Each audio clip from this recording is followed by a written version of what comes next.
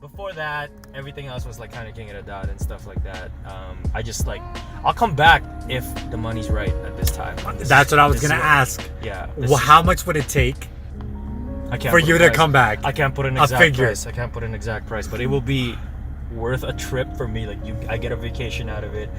Like we're talking hundreds or thousands? Oh, hundreds at least. Okay, at least, word. plus flight. It depends where it is. I'd rather battle outside of Calgary because it's not like I'm ducking anyone, and this is like a long. You know what I mean? Everyone always asks me this. It's because I put in the work. Like I've put in a good 5-6 years of work, and I've traveled out of my own pocket during those times. You know what I mean? I put a lot into it to build my name, at least in the battle scene. For me to come back to battle Little No Name and make a name out of me, you know what I mean? One, I'm not motivated to battle you, Mr. No Name. You know what I mean? There's nothing about you that I really want to battle about. It's not going to do my career any good. You know what I mean? While Mr. No Name can easily, like, you know, work his ass off, beat me, and then put it on the internet and be like, oh, this guy just beat Twizzie. You know what I mean? So it's like, but I still, you know, like I love the culture and stuff like that. But another reason for it is like setting my standards to make sure, you know, like my business side of it is like taken care of, because music is my business now. For the last 4 years, music is my business. As soon as I start battling, that shit's gonna roller coaster me. Because I'm not gonna, if I battle, I'm not gonna do an okay battle. I'm gonna do an amazing battle that'll get me recognition again. And then if that happens, people are gonna ask me to do this event, people are gonna ask me to battle this guy, and it's gonna take off again. Oh, it's gonna be like a derail from what you're already Then doing. I have to leave music again. Yeah, it that took makes me, sense. Yeah. and this is what I always say, like during my battle years, about 4 years of that, everyone only cared about battling. So I wanted to do music. That's my main passion. That's why I got into hip hop. Nobody gave a fuck about my music. Every time I would release a song, they wouldn't give a fuck about it. They'd just be like, but when's the next battle at? Now that I finally got to the phase where, like, okay, now people give more fucks about my music, and they almost forgot about that I battled and stuff like that. And people are, my fans now are actually following me because of like who I am in my music, not because of my history of battling. I am in a comfortable, I love this state right now because now I'm happy with what I'm doing. If I start to confuse them again and I start battling and shit like that, people would want that side of me again, and then they'll ignore my music again. Right. And it's hard for me to focus on music again. Right now with like just music and like my own apparel and stuff like that, it's just like it's what's making me happy, man. I did battling, and I feel like that page is already it's Turned. already done. It's already turned. It's already turned. Yes. If it needs to be, it'll come out. But it's not gonna be. It's gonna be a paid gig. You know what I mean? If I get something out of it, then I'll do it.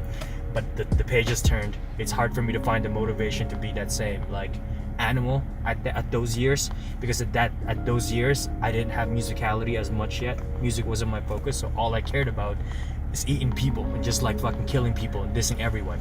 Now it's weird because now that I'm I guess more mature or older, I start teaching kids now, so I'm, you know, performing hip hop, and I'm like I'm kind of like, you know, I'm always like teaching youth. It's weird to tell them, you know, they go look me up and they see me on YouTube. It's not a good look for me to have, especially with my fan base right now and what I'm doing. So just like it's more difficult. It's easier if you're kind of like, you don't really have a discography, you don't really have a resume, because you can say whatever the fuck you want, right? Like no one's gonna, there's no backlash or anything, right? But now that I've kind of built like a fan base, you're gonna get a backlash. A brand. Yeah. Now it's like everything I say, everything they say against me, you know what I mean? They start talking about my brand and stuff like that. That can hurt anything. You know what I mean? While they have nothing to like really go off of, it's hard for me to like really tackle.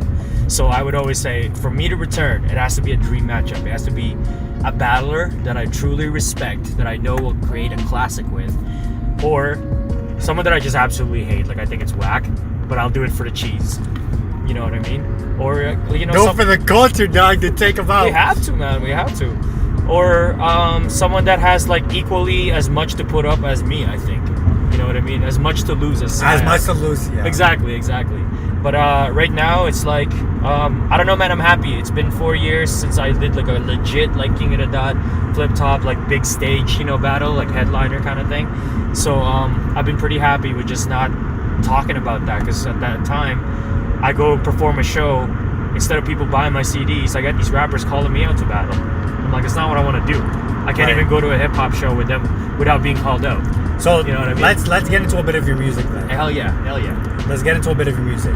Now I noticed, I was going because shout out to Drink Champs. I kind of learn this from them. But whenever they have a guest on, they listen to their music for a week. So that's what I do when I get a guest in. I listen to my music for a week, or I listen to their music for a week. That's what you're supposed to do, though. To do the research. And I was going back to your discography. Oh shit! And I noticed whatever was on Tidal and like whatever was on like SoundCloud and YouTube. And I noticed there was a big change sonically from To Destroy Something Beautiful to the first Flotaku. Yeah. What was the conscious decision? Honestly, the conscious decision is at that time to destroy something beautiful.